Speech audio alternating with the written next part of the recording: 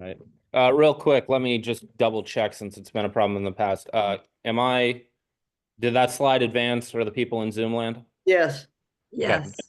All right. So we're talking about Jeremiah and Lamentations today. Jeremiah is actually funny enough. I've been spending a lot of time in Jeremiah recently because at Portsmouth Christian Academy, every morning before we start the day, the faculty gathers in our boardroom for devotions.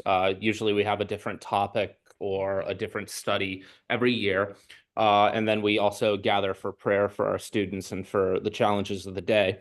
But this year, actually, we are studying the book of Jeremiah, which is a curious choice for me, just because Jeremiah, as I'm sure you'll realize if you don't know already, not necessarily the best way to start your day off on a high note, in terms of excitement and happiness and looking forward to good things coming in the very near future, in your workday.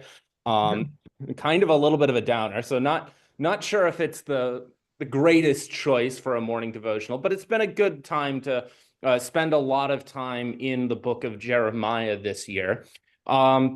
But that does mean two things. It means, first of all, I have been spending a good amount of time in Jeremiah so far this year. What it also means is I am completely over Three Dog Night jokes. If I had to hear that Jeremiah was a bullfrog one more time, I'm not going to be a happy person. So, but on that note, the purpose of Jeremiah, Jeremiah is, as the name suggests, written by the prophet Jeremiah, who's active. And we look at the first couple verses of Jeremiah gives us the information of when Jeremiah is active. But if we put years to it, if we put dates, we're somewhere in 627 to 585 when he's active in his prophetic activity. So we're about 100 years after Isaiah at this point. The book itself is likely penned by somebody who is brought up in the book of Jeremiah, a scribe by the name of Baruch, son of Neriah. A little bit more on him in a moment. But Jeremiah is really going to tell the story. Jeremiah is the collection of oracles, those prophetic messages, those prophetic statements by Jeremiah to Judah and the kings of Judah in the final days before and during the destruction of Jerusalem. And it also tells the very beginning of the exile. So this is really now zooming in on the history of those final days before Jerusalem is destroyed and the southern kingdom of Judah is carried into exile. So our main themes for this, first of all, the judgment of Judah due to its breach of the covenant. Judah has clearly, as you read about in the book of Kings, broken and breached the covenant, especially under those really nasty kings, the worst of which being Manasseh. And now Judah is facing judgment, and its judgment will come in the form, as Deuteronomy promised, that they will be carried out of the promised land and conquered by the foreign nations. In this case, the actual object, the instrument of judgment, is going to be the rising Babylonian Empire. And what we see in Jeremiah is this lone voice of Jeremiah the prophet standing out and delivering God's word and remaining faithful in the midst of a nation that is rapidly going astray and facing judgment. And in the midst of and telling that message to kings who really don't want to buy into what Jeremiah is telling him. But in the midst of all of this, and in the midst of the hardship and the drama and the sorrow involved with Jeremiah preaching destruction, in telling his own people and his own homeland that they have fallen short and that they will be destroyed, there is also in Jeremiah a very clear message of hope and the bright future that awaits God's people after the exile, and that just because God's people will be destroyed and carried into exile, this is not the end of all things. And in fact, there is a bright and glorious future that will come about as a result of this very exile. So a little bit more about the prophet Jeremiah himself. As I mentioned, his peak prophetic activity is somewhere in that 627 to 585 range. This covers the reigns of King Josiah, Jehoaz, Jehoiakim, Jehoiakim, and Zedekiah. What this means is this is really the decline and fall of Judah. Josiah is going to be really the last good king of the southern kingdom. If you remember in detail all of those long list of kings that you went through when we were studying the historical books, now covering this time period, this is really the end of the line. Once Josiah is gone, and I'll say a little bit about that in a moment, that's when you have this line of bad kings that are going to lead Judah into its eventual destruction, and the people of Judah will be taken into exile. Jeremiah ends up being born in the Levitical city of Anathoth, in the tribal allotment of Benjamin. So Jeremiah is from the priestly line of Levi, most likely.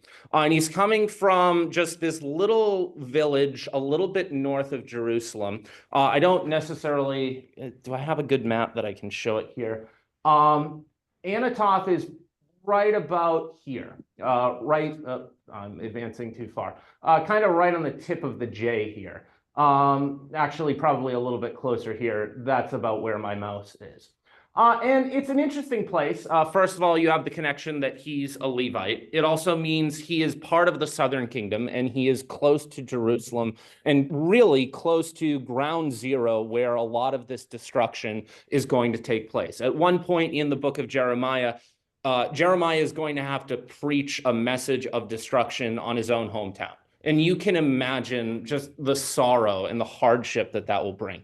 Something else interesting that I'll mention in passing, Anathoth is located, if you think geographically, because I spent way too much time studying the geography of Israel, it's located kind of right on the mountain, right on the top of the mountain ridge, where if you go just a little bit to the east, you're in what's essentially desert. And if you go just a little bit to the west, you're in this really rich, fertile land.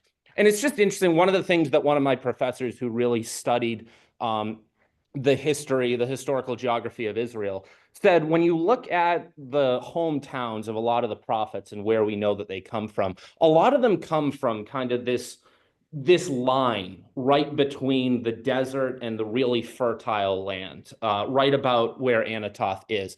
Just something interesting, food for thought, to say maybe that there's something about that landscape that really makes it good ground for God to raise up prophets, just because they're straddling that line and they see the difference between death and inhospitability, and just how inhospitable the land can be. And they also see how fertile and how much blessing can come from the land at the same time. So just something interesting about how the land can really be used for God to raise up prophets like Jeremiah. But Jeremiah, as I mentioned, is somebody who is going to have about as hard of a mission as you can possibly think. He does need to go to his hometown and deliver messages of destruction, saying you've fallen short, you've done the wrong thing, and God is about to show his wrath and bring down judgment upon you. And it's a hard thing for Jeremiah to do. Everything he knows, everyone he cares about, he's having to go to them and tell them that their life as they know it is going to come to an end, that they are about to enter not a time of prosperity, but a time of hardship. And it's because of this that the prophet Jeremiah is typically referred to as the weeping prophet, because he is a man who, as you'll read about in the book of Jeremiah, has to go through so much hardship and has to suffer, not only having to deliver this hard message to his own people, but then having his own people react to that message in a way that is pretty destructive in its own. Various points, Jeremiah is going to end up attacked, thrown down a cistern. He is really going to have a very hard time. It's not an easy message for Jeremiah. None of the prophets really have easy lives, but Jeremiah is really going to have it really difficult in this book. And it's a great image. It's a great symbol of God's people, of a faithful man of God living in a difficult time, standing against the views and the beliefs of his own countrymen, but still, even when it's hard, remaining faithful to his calling, remaining faithful to his duty. But because of that, he's known as the weeping prophet. Isaiah, we mentioned, is sometimes known as the evangelical or the messianic prophet because his book is so focused on the coming Messiah. Because Jeremiah is so wrapped up in these hard messages and the impending destruction and judgment of Judah, he's frequently known as the weeping prophet. Something I'll mention in passing as well, Jeremiah, according to Jewish tradition, is oftentimes pointed to as the one who authored the book of Kings, of First and Second Kings. Part of that's because, as we'll get into the themes of Jeremiah, they really do line up pretty well with the same kind of vision and message as the book of Kings. One of the things we mentioned was that Kings was very focused on showing clearly how once Israel and once Judah goes away from and stops obeying the covenant, that's when judgment is going to come. And Kings was very focused on showing where Judah had gone wrong and showing why the exile was coming. There's kind of a very similar message and theme going on here with Jeremiah, just now it's zoomed in specifically on these final few decades during the fall of Judah. And so some people will point to Jeremiah, the Jewish tradition specifically, and say he's the one who writes the book of Kings. Not to give away spoilers on the book of Jeremiah, but Jeremiah is actually not going to lose his life in the destruction of Jerusalem and in the scattering of the southern kingdom. He will, in fact, go with and be brought into, partially against his will, with a small contingent of Jews who are going to seek refuge down in Egypt. So Jeremiah, after the destruction of Jerusalem and the scattering of the southern kingdom, is going to end up going down to Egypt, and he most likely dies down there. And his prophetic activity is somewhat over by that time. Now, I mentioned in passing, Jeremiah doesn't necessarily write down a lot of what he's saying. It was rare. It would have been the exception that a prophet would have written down their oracles. The person who pens, the person who writes down what Jeremiah says, and most likely is responsible for writing down everything that we have in the book of Jeremiah today, is a guy by the name of Baruch, son of Neriah. He's actually going to feature somewhat prominently in the events of the book of Jeremiah, as well as Jeremiah is going to employ him to write down his oracles. Then they're going to end up destroyed, and he's going to have to write them down again. That's in chapter 36 of Jeremiah. He'll come up again in chapters 43 and 45.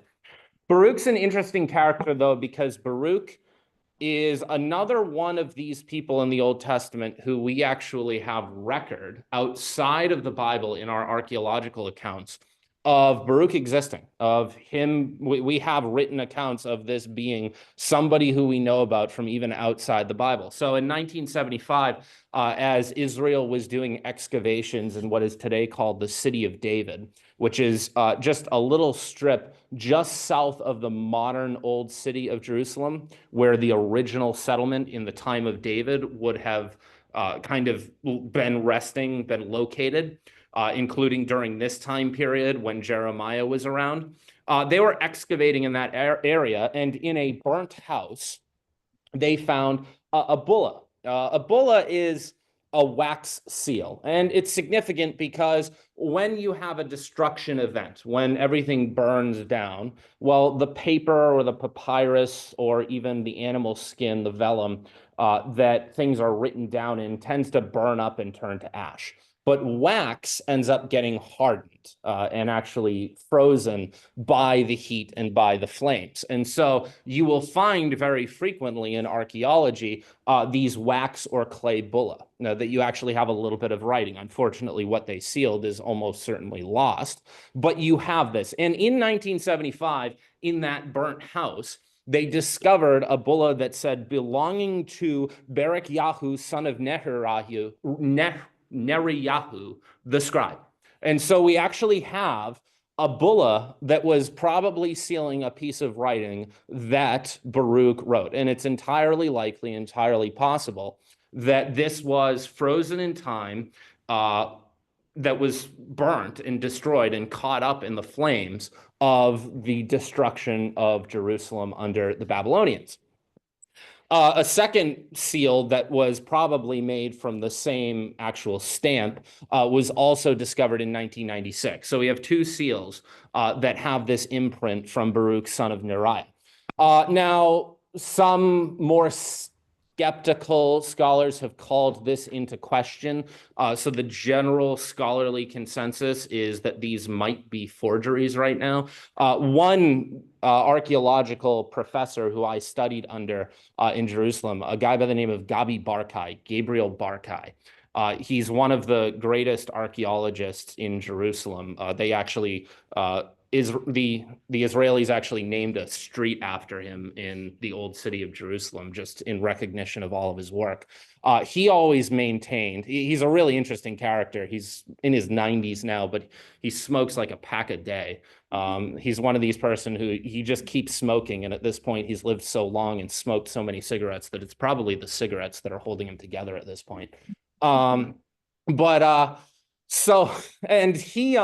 he always maintained, though, that this seal was dismissed for really not very good reason, and that we should take this seal from Baruch, son of Neriah, pretty seriously. And this is a good example of where we see the biblical story and biblical characters corroborated through archaeological discoveries that are still ongoing here. Even as recent as the 90s, we're still finding good evidence of the truth of the biblical stories.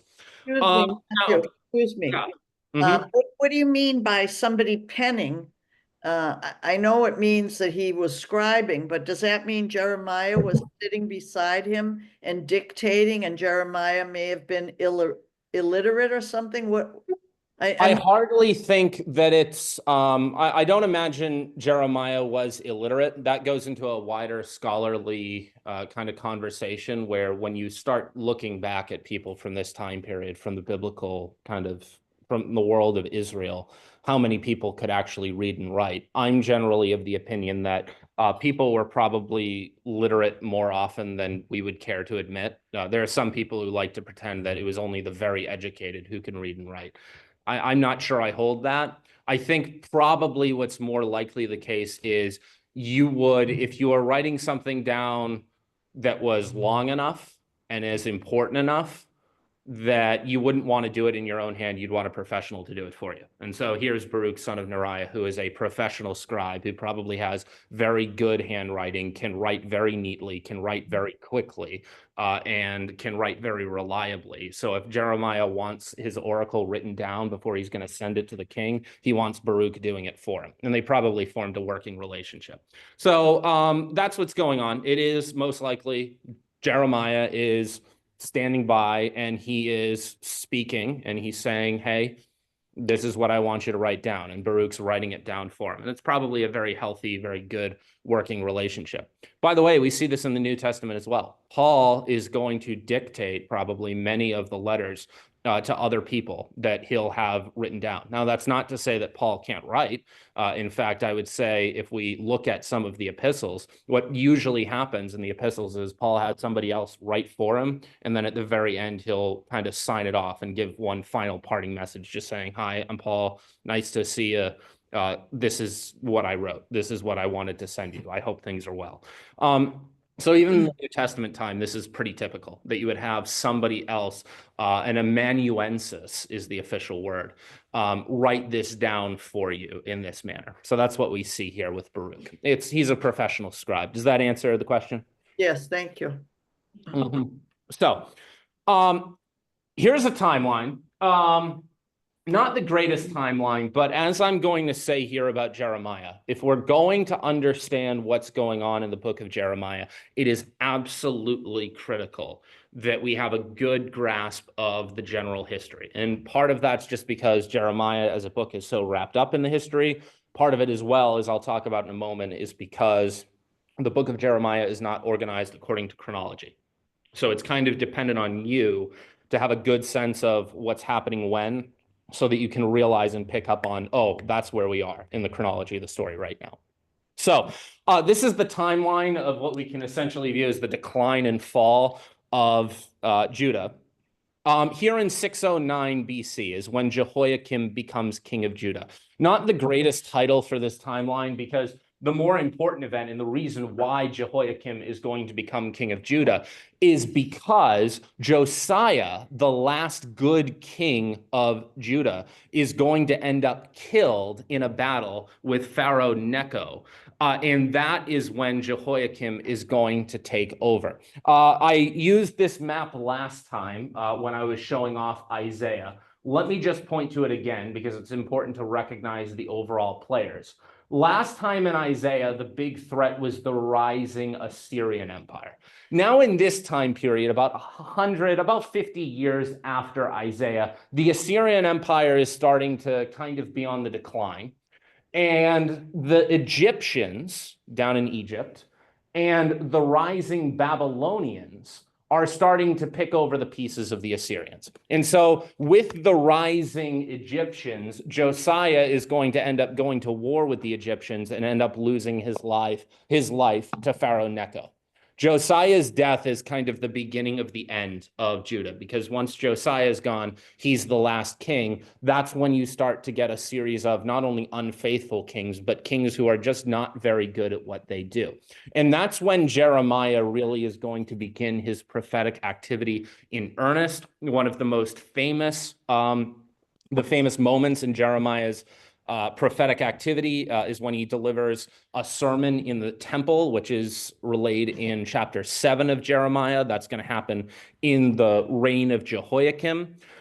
It's under Jehoiakim, as the Babylonians are rising in power, that eventually Jehoiakim is going to have to give in and become a vassal. He's going to give his allegiance over to the rising Babylonian Empire. However, Jehoiakim is hardly happy to be a vassal of the Babylonians. And so 3 years later, he's going to declare essentially an independence war and try and get out from under the thumb of the Babylonians. It goes very poorly. And in fact, he pretty much loses the war. His son, a guy by the name of Jehoiakim, is going to take over for only 3 months before the Babylonians are going to take over Jerusalem. And at that time, they're going to take Jehoiakim into exile, and Zedekiah is going to become king. Now, this isn't the time when Jerusalem is destroyed, so it's important to recognize this because the exile kind of actually happens in waves. So this is the first time that a group of people from Judah are going to end up carried into exile. But it's when Jehoiakim is carried into exile that Jehoiakim's uncle, Zedekiah, is going to become king. And Zedekiah is a real loser. And he is going to end up being the last major king of Judah. And Jeremiah is going to go to Zedekiah saying, hey, man, you have been delivered into the hands of the Babylonians. You need to submit to judgment. But Zedekiah isn't going to have it. Instead, Zedekiah is going to try to rise up once again against the Babylonians. And it is when Zedekiah rises up that then Nebuchadnezzar of the Babylonians is going to come back against Zedekiah. And here in 586 is going to be when, as a punishment for rising up against the Babylonians again, Nebuchadnezzar is going to destroy Jerusalem and make an example of the Jewish people. Then a year later, Jeremiah, in the aftermath, is going to be taken down and go into Egypt. But it's important to refresh yourself with all of this material so that you know what's going on and kind of the overall flow of the decline and fall of Judah, because the story of Jeremiah is going to be taking place across this timeline. And unfortunately, even though it's not something we like to see when we read the history as we tend to read history today, it's not going to be in chronological order. And so when I look a little bit at the structure of Jeremiah, this is what it looks like overall. Yeah. Good question. Absolutely. Why is Jeremiah taken to Egypt and not to Babylon? Because he is going to essentially be taken with a small group of Jewish people in the aftermath. One of the misconceptions that sometimes we have when we look at the story of the exile is that the entirety of the Jewish people are carried into exile and moved into Babylon. In truth, it's usually only the ruling class or the best and the brightest who are carried over into Babylon. That way they'll pick up the culture. And that way, without their leadership, the people who are left behind are less likely to be able to organize behind some leader and start to cause problems again.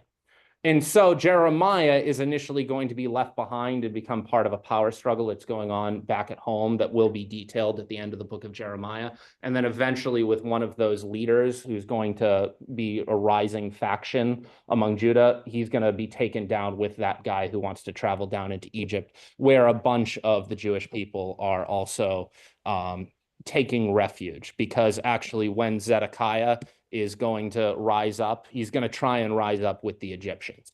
And so Egypt is viewed as an ally against Babylon virtually by a lot of the Jews. And so that's why Jeremiah, along with a lot of other Jews, are going to take refuge in Egypt during the exile. So just to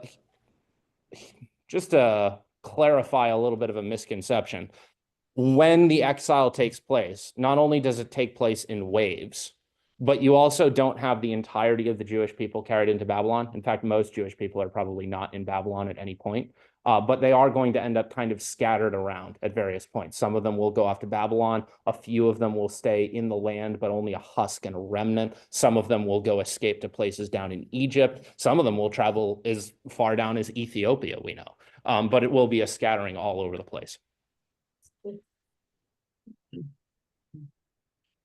God to send Jeremiah to Egypt instead of Babylon? Didn't he have some kind of favor with God? I believe so, yeah. At the end of Jeremiah, that's part of it. But it's part of one of the things you see in Jeremiah, one of these stories, is just how you can see the complex political environment and everything that's going on, and the way that God is able to weave all of that perfectly into his plan. So yes, it's in order for Jeremiah not to face judgment or difficult situations over in Babylon and kind of get a little bit of respite, that he's carried into Egypt. But it's also part of this ongoing political kind of struggle where Gedaliah is going to end up getting assassinated because he's working too closely with the Babylonians. And it's all of this unrest that's going on in Judah in the aftermath of the destruction of Jerusalem, that he's going to end up being taken down into Egypt. Getting back into the structure and what I said in terms of the importance of the chronology of Jeremiah, it's very important to keep in mind that Jeremiah is a prophetic book, not a direct history in the way that we like to read our history, where it's chronological, or as what we saw in Samuel and Kings. So it's ordered topically, not chronologically. What this means is the first 25 chapters of Jeremiah are going to be the actual prophecies and the oracles initially, that form kind of the backbone of the book. So this material is more oracles, less history. Then after chapter 25, beginning from 26 to 36, that's going to be when you start to pick up with some of this history material. And then beginning in 37, that's going to be where Zedekiah becomes king. And that's where you're going to transition from Jeremiah trying to prophesy, pay attention, obey Babylon, try and escape destruction, to now Zedekiah is clearly doing the wrong thing. Jerusalem's about to be destroyed and Judah's going down.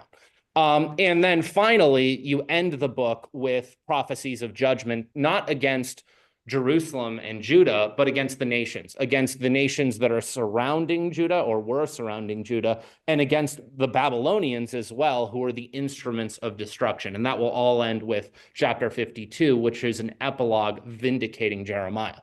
The thing that's difficult here is you should really, as you read Jeremiah, read chapters 1 through 25 and understand the oracles and the message of what Jeremiah is saying. Then realize that as you work through all of this historical material, it's always going to be referring back to what had already been said in those oracles, those sayings from chapters 1 to 25. Let me give you an example. So in that first passage, in 1 through 25, you have the famous temple sermon that's actually laid out and given to you. We have there, the word of the Lord came to Jeremiah from the Lord, go stand in the gate of the Lord's house of the temple and proclaim there this word and say, and then you have the whole sermon laid out. So there in chapter 7, you get the whole sermon laid out. Great. Well, now you're going to proceed through and get to the historical material, and eventually you'll get to chapter 26. So this is right at the beginning of the historical material. And now, in the beginning of the reign of Jehoiakim, the son of Josiah, king of Judah, the word came from the Lord. Thus says the Lord, stand in the court of the Lord's house and speak. And so what you have going on here is you have the actual speech given way early in chapter 7. And then once you start with the historical material in 26, now we're going back to that same time. And you already had the speech here in 7, but the response to that speech is going to be here way later in chapter 26. So that's what I mean by this is kind of 1 through 25 as a collection of sayings. Then all of this is going to be where you see the reactions to and building on what Jeremiah is saying here at the beginning of the book. You see, for example, this happens again when Jeremiah is going to be preaching earlier in the book, chapter 21, verses 8 through 10 is where he's really going to lay out, hey, kings of Judah, you got to submit to Babylon. They are the people who God has decided and appointed to be your judgment. You need to submit to judgment and take your punishment. And then it's going to be later in chapters 27 to 29 where you actually hear what the kings of Judah are going to do about that and what they think about what Jeremiah is telling them to do. Or, for example, again, where Jeremiah is going to lay out all of the reasons for why there's judgment coming in 27. That might be a typo. Earlier in the book, and then the focus of the reaction to that is going to be at 2 phases later in the book as well. So keep that in mind as you read Jeremiah. You kind of have the collection of all of Jeremiah's sayings here, and then later on is going to be where you see everything that happens as a result of that. Then you have the end of the book, which is going to be the statements of prophetic judgment on the nations as well. But keep that in mind as you read Jeremiah. It's going to be out of order. So you'll read a lot of prophetic material. You've got to keep that in mind once you go into the historical material. Yeah, we forgot. Did I? Oh, do we get kind of? All right, that'll work anyway. But all right, so continuing with what I was saying, though, just keeping in mind the way that the structure of Jeremiah, you need to be aware of it as you work through the book, because it's going to be constantly referring back to the material earlier on. It's not in chronological order. Now, a little bit more on Jeremiah's mission. There's a picture of Jeremiah wearing his yoke in one of his more dramatic scenes where he illustrates what's going on to the court of the king of Judah. But Jeremiah's overall message, his message to the king of Judah is to submit to Babylon because the Lord has subjected Judah to judgment for its breach of the Torah. That is the message that, summarized, Jeremiah has been sent to deliver. Jeremiah had to go to the royal court, preach that unpopular message, and he had to preach it not only to a group of kings who really didn't want to hear what he was saying, namely that they were going to lose their independence to Babylon, but also against rival prophets who are saying the exact opposite. Because whenever you have a harsh political situation like this, and just as the Old Testament books promised, you're going to have false prophets rise up. People who are going to say, oh, kings of Judah, don't worry. God's going to take care of this. You are going to destroy the Babylonians because you are a righteous king and God loves you. So don't worry. Don't listen to this Jeremiah guy. He doesn't know what he's talking about. And so Jeremiah has to go in and sell this message that the kings of Judah don't like, they find it insulting, and that they don't want to hear. And it leads to one of what I think is one of the more interesting and thought-provoking kind of sub-themes of the book of Jeremiah, which is put yourself in the shoes of the people of Judah during this time period. And you don't know that for certain that Jeremiah is the guy who's right, and that these other false prophets you're going to read about are wrong. And so how do you determine, how do you know which message is the right one? And it's a humbling thing to recognize, because if you're being honest with yourself, you want to listen to the people who are telling you, don't worry, God's looking out for you. He's going to deliver you through this hard time because we're the chosen people and God's not going to let us go. And he loves us and he cares for us. And that's the message you want to listen to. And you don't want to listen to this crazy Jeremiah guy who's tying himself to animal yokes and telling you the end is near. You don't want to listen to him. And it leads to just some interesting, thought-provoking, difficult realizations of when we actually are in hard, turbulent times like this, how do we know who to listen to? And how do we, with wisdom and discernment, know what is truly the word of God? Especially when the people who are preaching the word of God are telling us a message we don't want to hear and are telling us a message that's telling to us we've sinned, we've fallen short, we weren't good enough, and now hard times are coming because of it. You don't want to listen to that message. And so it's an interesting aspect of the book of Jeremiah. And as you can probably guess, the royal response is Jeremiah must be crazy, because how can God destroy his own temple? And this leads to one of the biggest I think messages that Jeremiah is starting to get at, which is what's going on in this time period in the history of Israel is the people of Judah are looking at the situation and they're saying, we're the chosen people. We have the covenant. The temple of the Most High God is sitting there right in the middle of the city, built glorious by Solomon. There's no way God is going to let this be destroyed. Check. Did you resume recording? Yes, I did. Yep. Let me just confirm visually. Yep. Okay. So we did resume recording. It's the message of the people of Israel are completely convinced God is with us, and they are completely unconcerned with whether or not they are actually in obedience to God. In fact, as far as they're concerned, they have the temple, they have the Davidic covenant, the promise. So actually, now that they have Yahweh appeased, what they decide, and what many of the kings of Judah decided to do is, well, we know Yahweh, we know the Lord's on our side, so maybe we want to cover our bases and make sure that, maybe we want Baal to be happy with us as well. And let's make sure we've got him on side too. And let's make sure we can get more gods looking out for our interest. And of course, this goes directly against the covenant. But as far as they're concerned, God's not going to let his own temple be wiped out. That's completely appalling, because if God's temple gets wiped out, then that means God's power is gone. And that's the way that they conceived of it. God, just like any of the gods of the ancient Near East, needs us to worship him, needs that temple as the focus of worship.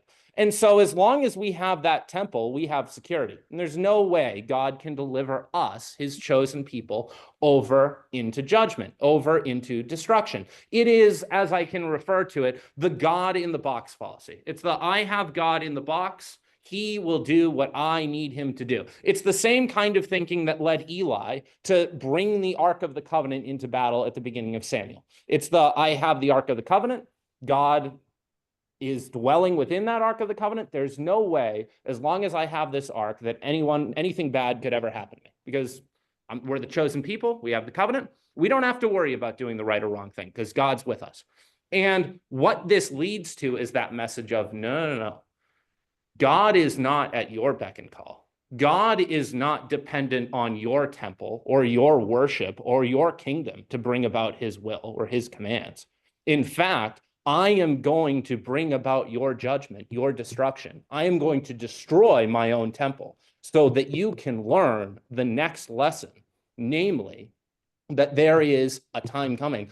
Not only can I continue to work and continue to be sovereign and continue to be the Most High God, even without that temple, even with my people carried into exile, but I will show my supremacy over the nations. And then I will bring you out of exile, and I will restore you as a people, and I will bring about a new covenant and a new message. And this goes to, I want to bring up one of the more important messages. There isn't too much. There's a few critical verses on the Messiah in Jeremiah. But with Jeremiah's prophetic voice, one of the great passages is in this chapter 30 to 33 range, here early on in this historical narrative where we're talking about holding out for the hope of the future. And especially in chapter 31 is when we find one of these great passages in Jeremiah that refers to the coming of a new covenant, that new and everlasting covenant that we now know will be fulfilled when Christ breaks bread and celebrates the Passover with his disciples and inaugurates the new and everlasting covenant of his blood.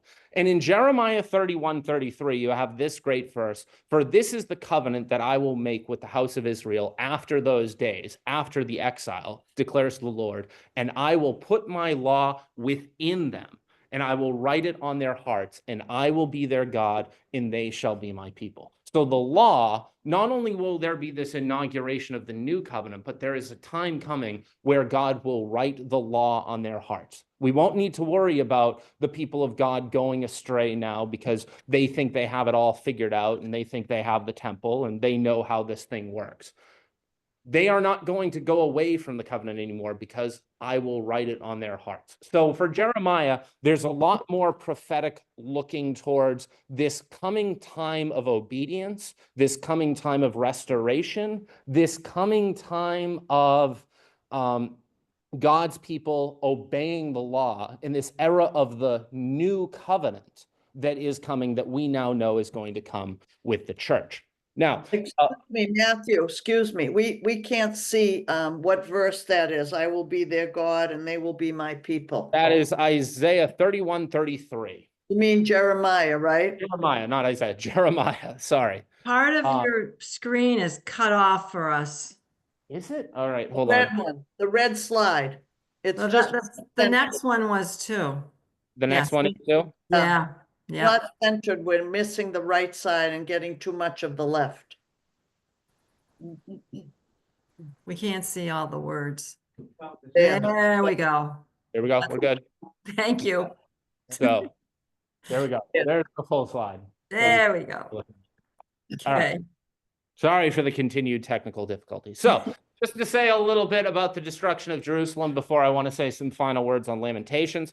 Jerusalem is going to end up officially destroyed by King Nebuchadnezzar of the Babylonians on Tish B'Av of 586 BC. Tish B'Av is the 9th of the month of Av.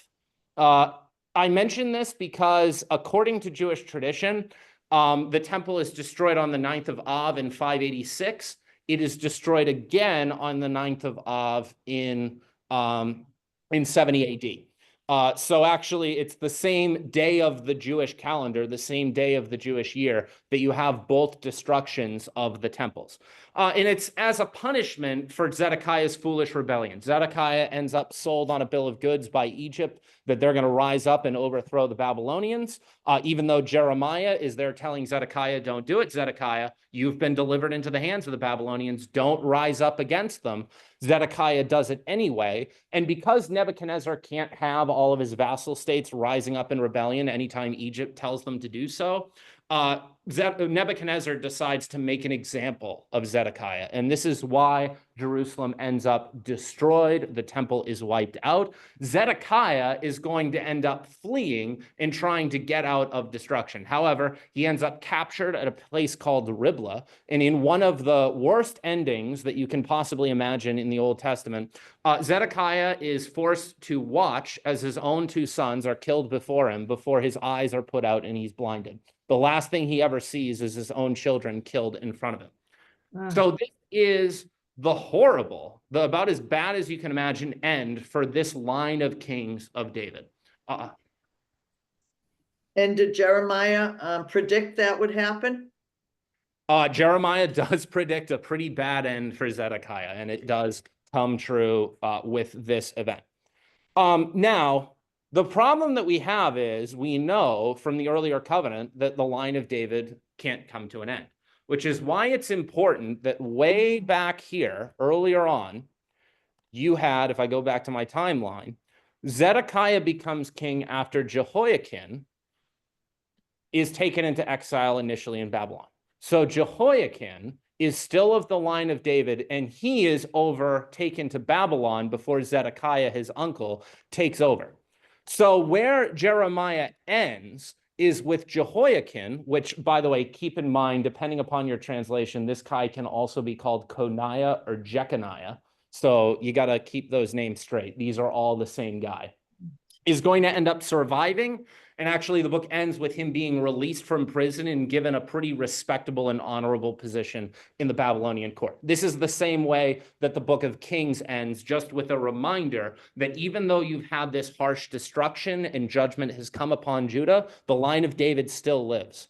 And that hope for the future and that hope of the Messiah still goes on, even in spite of destruction, even though we're now in the midst of horrible trials where God's people are going to have to live in exile. And the question and the lesson will be whether or not God will be able to remain sovereign and remain in control now that his temple has been destroyed and his people have been carried into exile.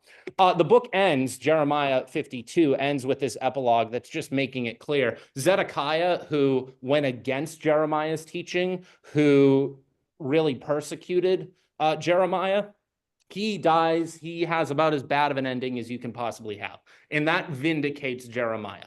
And then on the other hand, Jehoiakim, who, even if it was really because he was forced to do it, ends up submitting to Babylon, as Jeremiah had told them to do. He ends up actually ending up with a place of honor at the end of the story. And because of that, through Jehoiakim, the line of David and the line of kings can go on.